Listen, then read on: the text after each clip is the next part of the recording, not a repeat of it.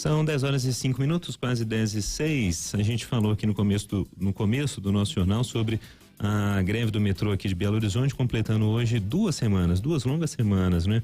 E aqui no nosso chat no YouTube, a Ana Paula, que mandou mensagem, ela tá aqui: bom dia, faço parte daqueles que usam o metrô de BH. Infelizmente, demorei 1h20 para chegar ao meu destino. Ela fala: sou a favor da greve, mas prefiro que usem outra estratégia. Ela fala: tô muito cansada dessa situação. E assim como a Ana Paula, outros 99.999 usuários do metrô provavelmente cansados também, né? São 100 mil usuários por dia que o metrô da capital transporta, segundo a CBTU. Sobre esse assunto a gente conversa aqui com a presidente da FinaMetro, Alda dos Santos. Olá, Alda, bom dia. Bom dia a todos e todas. Alda, eu começo perguntando o seguinte: o porquê de o Sindimetro aqui em Minas Gerais está descumprindo as decisões judiciais que determinam aí uma escala mínima, pelo menos, aí de serviço? Na realidade, a gente entende que a nossa luta é pelo emprego de 1.600 empregados também, que também são trabalhadores como todos os nossos usuários.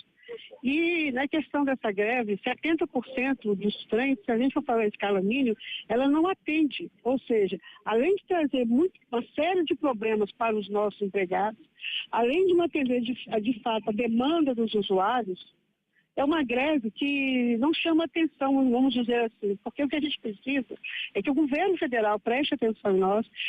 Nós sabemos o quanto essa greve é desgastante, tanto para os trabalhadores da CBTU, quanto para os nossos usuários. Mas, infelizmente, é a única forma que nós encontramos de que a nossa situação seja levada em consideração. Levado em consideração pela CBTU, que não fez nada para defender os 1.600 empregados, que o governo federal abriu algumas portas, mas não fez nenhuma negociação oficial. Então, enquanto a gente não tiver essa negociação oficial, infelizmente a situação fica assim. Nós estamos em Brasília para fazer um ato agora na Praça dos Três Poderes, justamente para chamar a atenção do governo federal e, quem sabe, eles recebam uma pequena comissão para a gente começar a partir de agora a negociação. Tá, Alda, mas o que eu não estou entendendo é o seguinte: a gente até falou sobre isso aqui na rádio várias vezes.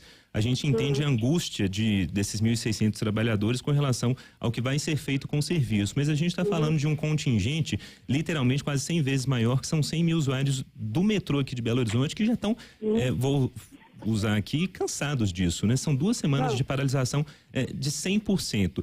Você não acha que uma paralisação que já chega a 2 semanas, a quarta em um ano, sempre de 100%, joga mais contra a categoria do que a favor? Porque vocês estão pedindo uma empatia por parte da população, mas que dessa maneira é muito difícil de conseguir. Não, e outra coisa, mas assim, a gente realmente pede essa empatia da população. E não é só isso, não. Você sabe, por exemplo, que assim que assinar o contrato, a passagem é para 5h30, março. Já foi feita alguma obra? Já foi feita alguma expansão, alguma ampliação, alguma modernização para que a passagem já passe para 5h30? Não, concordo. Eu concordo que eu concordo que o serviço não é dos melhores e que a tarifa não é condizente com o que é ofertado. Mas eu também acredito que uma paralisação de 100% de 2 semanas, a quarta em um ano, também não atrai simpatia da população. Eu acabei de ler mensagem aqui de uma ouvinte que falou: eu apoio a greve, mas eu tô cansada disso. Ela que demorava 10 minutos entre uma estação e outra, tá demorando 1h20. De que forma vocês acham que conseguem simpatia da população com um movimento que se arrasta desse jeito? Na realidade, eu até acho que muitos estão meio com raiva da nossa greve e tudo mais. Mas tem uma boa parte da população também que atende, manda mensagem para nós, que é contra a privatização, que é contra o aumento da passagem, que é contra a demissão dos empregados. Então, eu acredito que uma parte pode estar contra nós, mas a outra parte não está contra nós.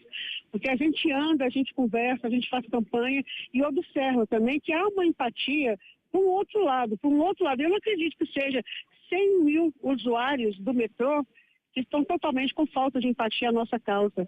É uma causa que também vai, de certa forma, se a gente conseguir que o Lula não assine o contrato, a população pode saber que em março não vai ter aumento de passagem. O metrô não vai para 5h30. Então a gente sabe, por exemplo, que quem comprou o metrô não tem expertise nenhuma em transporte de ferrovias. Então, na realidade, que a gente está percebendo uma coisa muito séria é que há também meio que pegar os metroviários para Cristo. sabe? E na realidade não é isso. A gente trabalha, a gente não tem material, a gente não tem uma série de coisas. Só para você ter uma ideia, o nosso ticket era para sair dia 20, saiu dia 2. Ele ainda vai sair dia 2, E o salário não tem nem previsão. Então, na realidade, nós somos trabalhadores como qualquer um. E a nossa reivindicação é também para o usuário que essa passagem não seja 5,30, porque a gente acha 4,50 um absurdo, e dirá 5,30. Bom, Alda, para além dessa questão de empatia, de raiva, né? Você usou a palavra raiva, mas para além disso tudo, a gente está falando de direitos, né? Entre eles o de ir e vir. Claro, o direito e a prerrogativa de vocês defenderem, né, ao lado de vocês, esse receio de que possam perder, né, o emprego, vocês que são concursados, mas aí do outro lado, como o Lucas Catapreta bem disse, tem a questão da população, são 100 mil, sim, que usam, pode ser num dia ou todos os dias. Vocês não pensam em outra forma? Vocês não pensam em outra possibilidade de cobrar isso, ao invés de essa greve que realmente já desgasta e muito, né? Não só o usuário, mas toda uma população, né? Que vive essa questão aqui na cidade. Na realidade, existe outra forma. Nós propusemos que a CBTU abrisse a catraca e os trens rodariam 100%. Nós propusemos isso para cá. E a empresa falou que não. Mas só para lembrar, no dia 14, quando ela tentou burlar a greve, ela liberou a gratuidade em várias estações. Quer dizer, quando ela quer, ela pode fazer isso. Mas quando os trabalhadores querem, não pode fazer. E essa era uma situação que não traria problema para ninguém, porque haveria gratuidade do sistema, haveria 100% dos trens, haveria 100% de segurança, ou seja, traria segurança para todo mundo que fosse usar o metrô. Mas a empresa disse não. Mas como eu falei para você, dia 14, ela não conseguiu pessoas suficientes para estar nas estações e houve a gratuidade em várias. Isso também não é burlar o sistema, isso também não é a questão do erário público. Como é que funciona isso? Quer dizer, para os trabalhadores não podemos, não pode ser feito isso, mas a CBTU pode fazer isso a bel prazer? É um questionamento que a gente tem que fazer. E a gente fez esse questionamento. Inclusive, gravamos os usuários passando de graça nas roletas. Então, se é possível, então, fazer isso. É possível o sindicato e a CBTU fazer uma escala onde que tem 100% dos trens, 100% dos funcionários e a gratuidade, a roleta aberta. Ô Alda, tem alguns ouvintes aqui perguntando sobre essa questão dos compromissos aí com os empregados. Eu sei que o pano de fundo, você até falou aqui na entrevista, né, passa por essa questão do o que vai acontecer quando a empresa privada assumir o metrô, né, os 1.600 empregados. O que foi acordado no contrato do ano passado é de uma estabilidade de 12 meses, não é isso? E isso, nos olhos aí do sindicato, não é suficiente. Não é, porque é o seguinte, todos os empregados são concursados, né? Você não pode perder seu cargo público dessa forma. O que nós queremos do governo federal é uma solução para isso.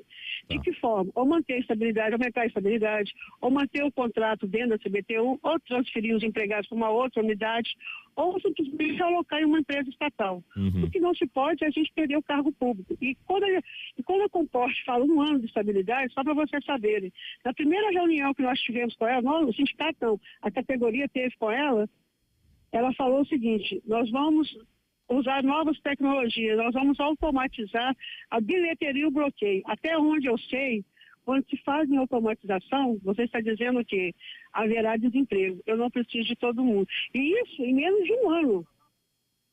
E ela só não vai fazer a automatização nos trens, porque é um sistema caro e não tem tempo hábil para se fazer. Então, na realidade também, ela quer automatizar tudo. Ela não quer nem maquinista funcionando, nem pessoas no bloqueio, nem na bilheteria. Então, para mim, isso tudo significa demissão. E eu estava a falar, na questão da bilheteria e do bloqueio, talvez em menos de 1 ano. E ela ainda pode escolher com quem ela quer ficar. Ela dá 12 meses, mas não quer dizer que a gente vai ficar os 12 meses, não. A gente vai ficar até o final. Mas não quer dizer que você vai continuar na empresa, não. Uau! Vocês estão dispostos a uma transferência, por exemplo, porque Brasília é um exemplo, né? Rio de Janeiro também, se eu não me engano. Vocês estão dispostos a irem até que ponto de transferência, de redução de... Tem alguns empregados que querem a transferência e não é pouco, alguns querem para outras unidades da CBTU, Alguns querem uma relocação em outra empresa estatal dentro do Belo Horizonte, para fazer tudo. Porque existem estatais que necessitam de mão de obra, como foi feito com a Israel, como foi feito com a Codesa. Então a gente quer isso. Então, há um discurso sobre isso dentro do governo federal, de você aproveitar o empregado concursado. E é isso que a gente quer.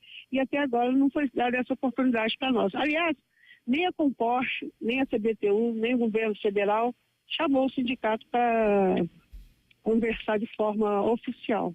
É isso que a gente quer. A gente quer uma mesa de negociação. Se hoje a gente receber aqui a mesa de negociação, amanhã tem uma assembleia, pode ser que amanhã a greve termine mesmo.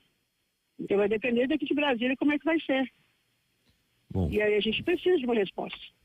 Bom, e obviamente a gente segue acompanhando isso, dando voz a todos os lados e cobrando quando a gente acha necessário, como eu sinceramente achei importante fazer neste começo aqui da entrevista com a Alda, quem agradeço gentilmente aqui a disponibilidade de conversar com a gente, ela que é presidente da FenaMetro, trazendo aí o posicionamento, obviamente, da categoria, né, dos metroviários com relação a essa paralisação que completa hoje 2 semanas. Alda, muito obrigado, viu, pelo seu tempo. Obrigado. Bom dia a todos e todas. Muito obrigado para você.